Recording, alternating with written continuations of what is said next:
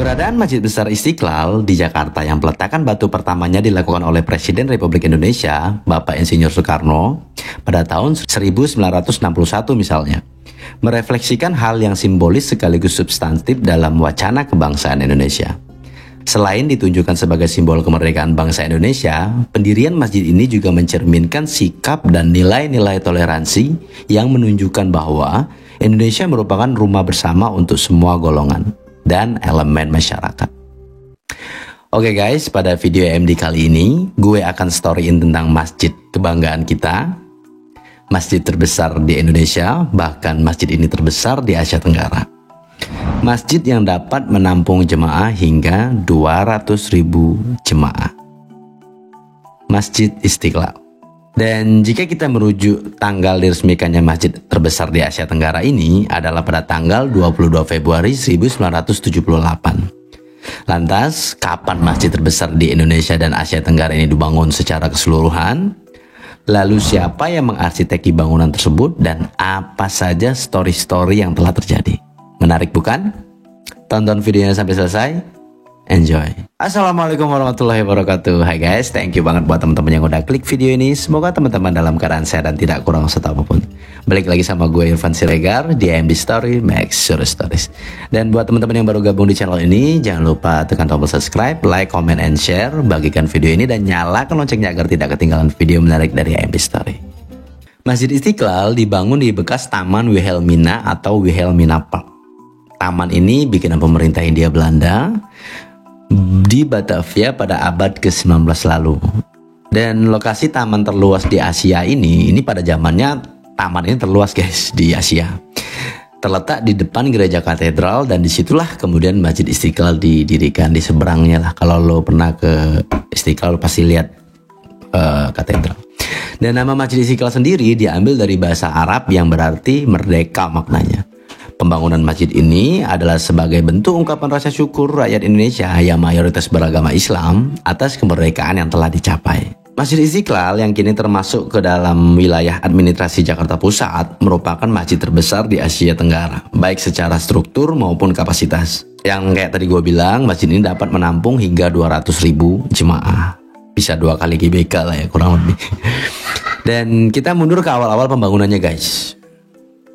Jadi beberapa tahun setelah Indonesia merdeka, muncul cita-cita untuk membangun sebuah masjid sebagai tempat ibadah sekaligus simbol Islam di ibu kota pada tahun 1950. Dilakukanlah pertemuan tokoh-tokoh Islam yang diinisiasi oleh tokoh Nahdlatul Ulama sekaligus Menteri Agama Republik Indonesia kala itu, Kiai Haji Wahid Hasyim dan Anwar Cokroaminoto. Pertemuan dihelat di sebuah gedung pertemuan di Jalan Merdeka Utara dan membahas mengenai rencana pembangunan sebuah masjid. Dari forum itu menghasilkan beberapa keputusan guys. Salah satunya itu menentukan nama masjid yang akan dibangun, yaitu Masjid Istiqlal. Jadi dari keputusan itu didapatlah nama dari Masjid Istiqlal sendiri. Dan beberapa keputusan lain juga ditetapkan sebagai forum tersebut. Antara lain menetapkan Anwar Cokroaminoto sebagai ketua Yayasan Masjid Istiqlal. Dan selain itu putra dari host Cokroaminoto ini juga ditunjuk menjadi ketua panitia pembangunan Masjid Istiqlal. Panitia pembangunan Masjid Istiqlal kemudian melaporkan terkait adanya rencana pembangunan masjid kepada Presiden Republik Indonesia yaitu Bapak Insinyur Soekarno pada tahun 1953.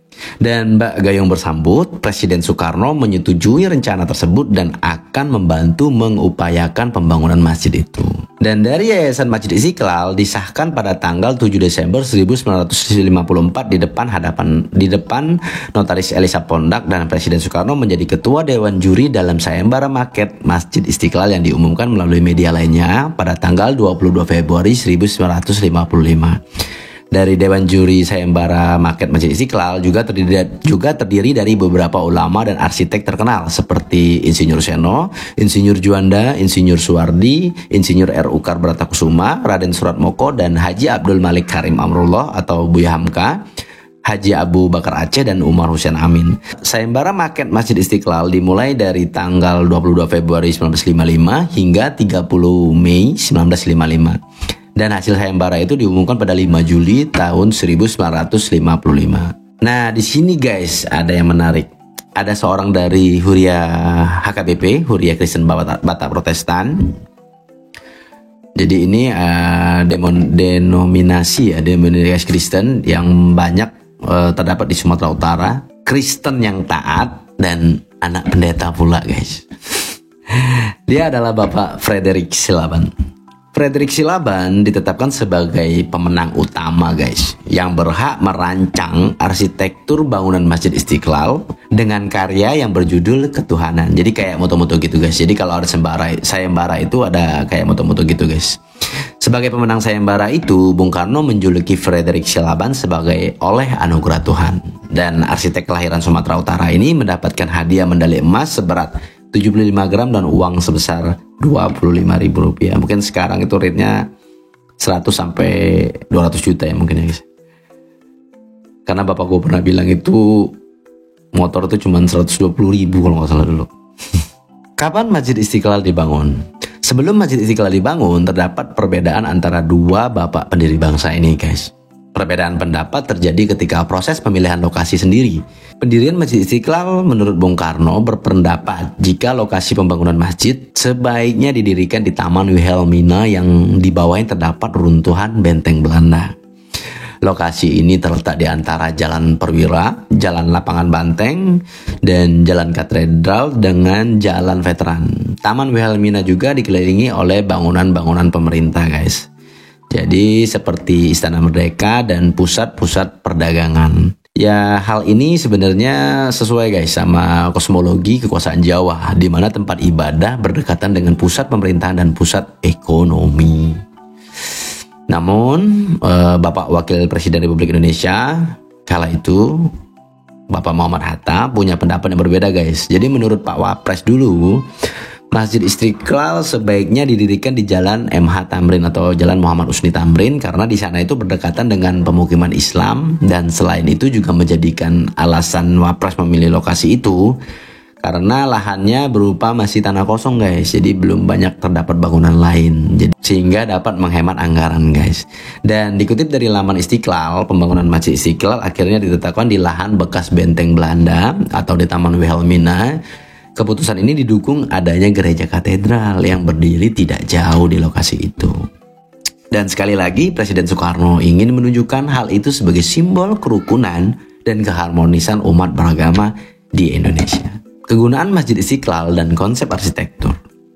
Tanggal 24 Agustus 1961, di hadapan ribuan umat Islam, Presiden Soekarno melakukan pemasangan tiang pertama Masjid Istiqlal.